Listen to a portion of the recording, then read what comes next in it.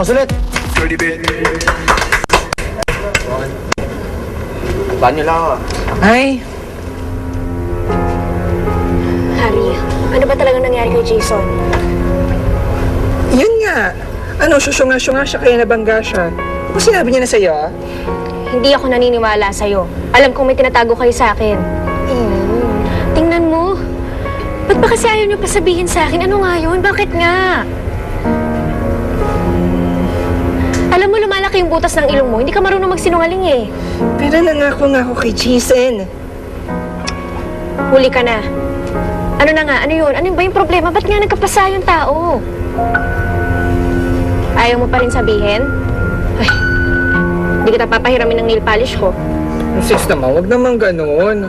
O sige na, susplok ko na sa'yo. Ganito yan, Shane, ha? Ang totoo dyan, napangga ako habang nagpa-practice kagabi. Ha? Diba ang kulit mo ha? Tara na, uwi na tayo. Sabay-sabay tayo, di ba? Ihatid ako ni Patrick. Sorry! Tara.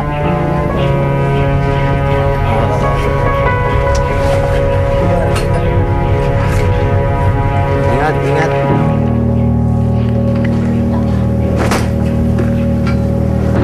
Isa, alam kong apektado ka pa rin sa ratings natin. Wag mo naman nang masyadong intindihin yun. Dahil alam naman lahat na you are doing your best for the show. And that's more than enough. No, it's not enough, Fred. Isa, It's okay. Hindi mo naman ako kailangan i-comfort, Fred. I'll be fine. Sige, mauna na ako. Kailangan ako sa rehearsal hall. Pinky, di ka na. Oh, there he is.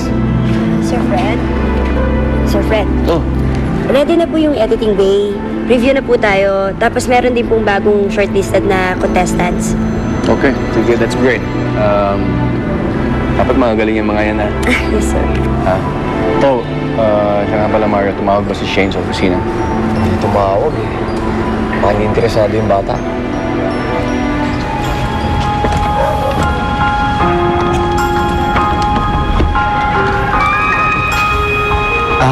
Shane. May sabihin sana ako sa'yo. Gusto ko sabihin na ang galing mo sa rehearsal kanina. Patuloy mo lang yan, ha. Pinapangako ko. Gagalingan natin sa audition. Oo naman, Patrick. Alam mo naman gagawin ko ang lahat, di ba? Saka pagbubutihan ko talaga yung pagsayaw ko para makapasok tayo sa time of my life. Sige na. May sasabihin pa ako eh. Ano yun? Gusto ko sabihin na magpahinga ka. Siyempre, ikaw yung star dancer ng grupo. Dapat di ka ma-overfatigue. Sige. Sige. Yun lang? Oo, yun. Patrick, Shane?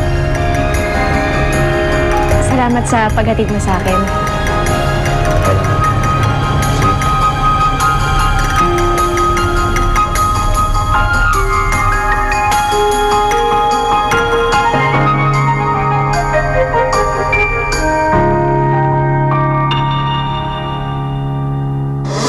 Baka naman matutuwa nila ito ako ko.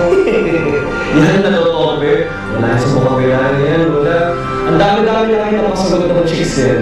Eh, Hindi kaya naiiba si Shane sa mga daming chicks nito. Hindi nga siya kagaya ng iba. Ngayon na ako natawag ng ganito.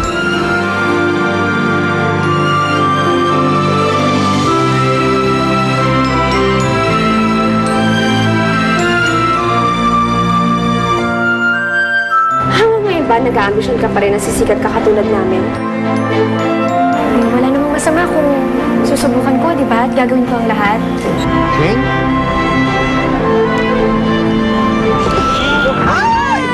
Naku, thank you. Welcome to my show. Welcome. Sweet! Ay, Mara!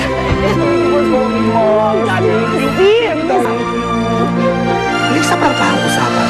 Pinag-uusapan talagang napakataas ng rating ng pilot episode ng Dancing Diva Nights. Hindi ka ba na ba?